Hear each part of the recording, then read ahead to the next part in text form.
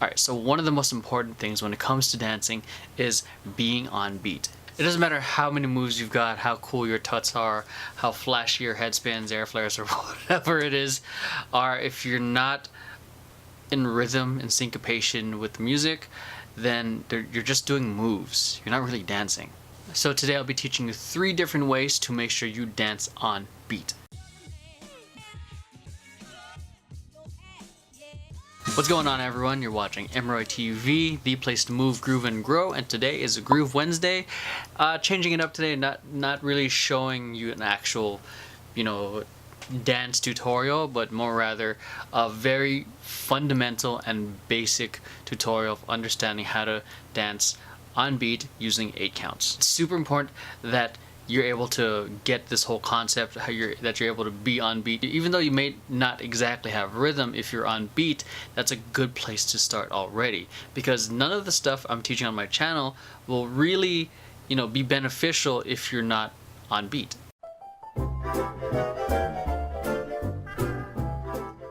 So dancers generally dance to an 8 count because a lot of music in North American society or in North America dance on a 4/4. I'm not a musician. A 4/4 time frame. Let me see, is that right?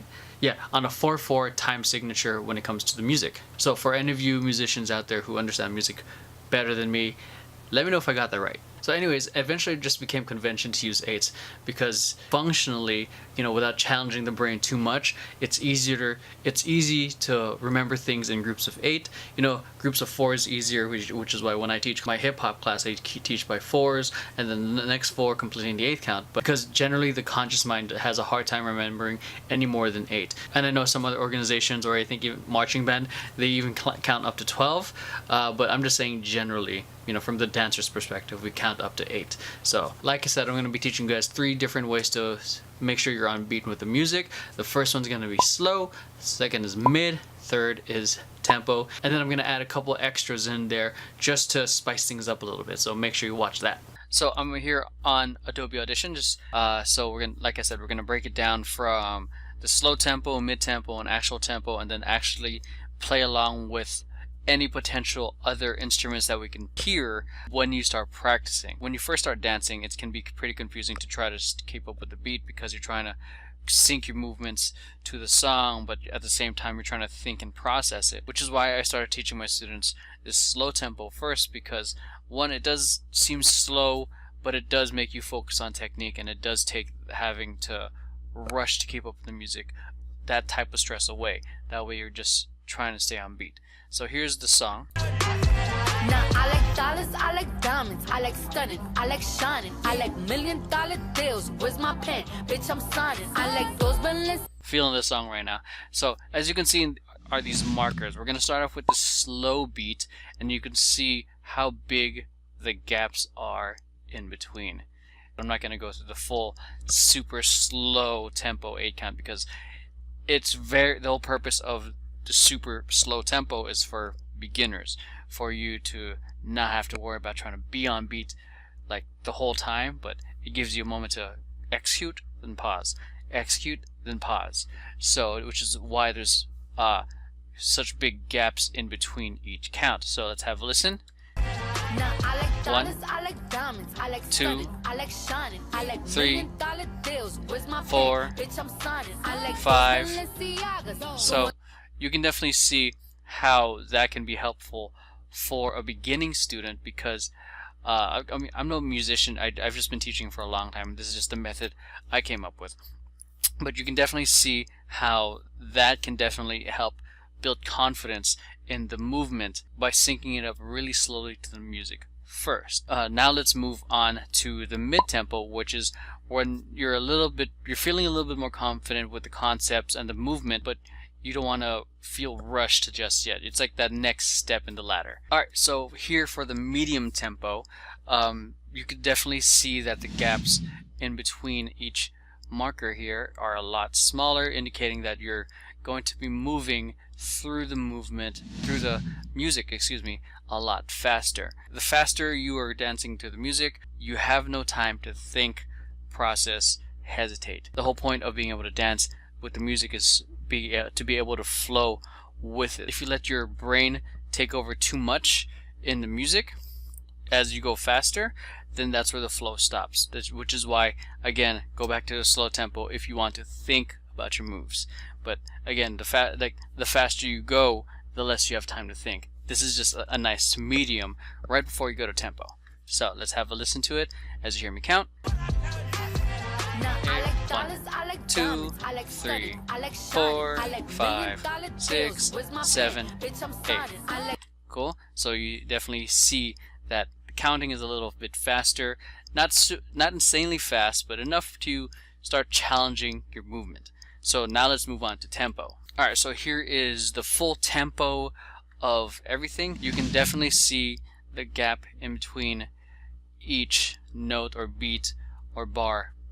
Correct me because I'm not a musician, but you can definitely see that the space in between is much faster. It's hitting every single beat that comes to pass.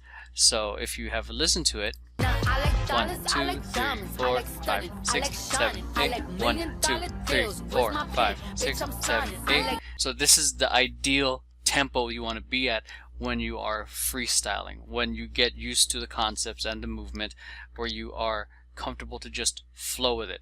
And just to add to this, you don't necessarily have to hit every single beat, and you'll learn a little bit more of that when you get to the musicality video. You can go 1, 2, 3, 4, 5, 6, 7, 8. So you can really switch up the beat the more comfortable you are with the movement, the dancing, the music. It all comes back down to just practicing. I've been doing this for over 20 years. This is a lot of the stuff that I learned on my own and through how I've taught others. So the intent of this is pretty much for you to be able to not have to spend all those years, but still put into enough quality work to get better in a faster amount of time. Now let's add one more element to it, which is going to the off beats or and counts, which is not exactly on the beats here, but it's right in the middle where there are no beats. So that adds another layer of how you can dance to the music. So this is where instructors, or a lot of instructors, start teaching at 1 and 2 and 3 and 4 and 5 and 6, and pretty much where they're counting on the off beats. So have a listen. 1 and 2 and 3 and 4 and 5 and 6 and 7 and 8 and. So if I were to add markers in every single offbeat I just counted, you would definitely see that, again, the space in between each movement opportunity that you have just gets a lot faster. And again, like I said, you don't have to hit every single beat. The worst thing you can do is try to rush through the movement. What this explanation is pretty much to show you the opportunity of when you can ride the beat in the music. So you can either hit it fast or slow or mix it in between.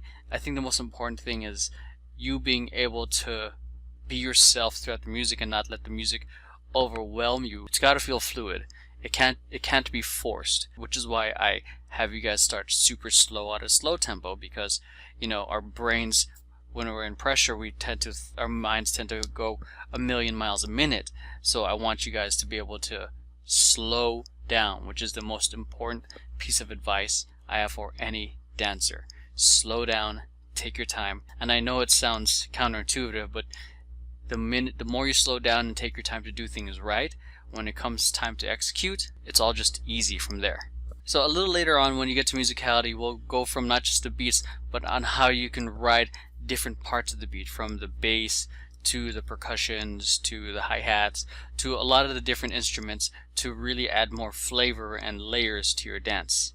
So that's it. I hope you guys enjoyed today's video. If you liked it, make sure you hit like, subscribe, share this with friends who you think might benefit from it, especially those of you who are really trying to learn how to freestyle dance, not just do hip-hop choreography or just do breaking or popping and locking, but if you're really trying to find your own style of dancing. And if you're really serious in regards to stepping up your game into freestyling, I recommend you guys check out my course, Freestyle 101. It's literally a step-by-step guide stacked with concepts and exercises that really help you develop your own unique style of dancing. So if you're interested in that, make sure you click on the card or on the link down below. That's it, guys. Hope you guys enjoyed today's video, and I'll catch you guys soon. Peace.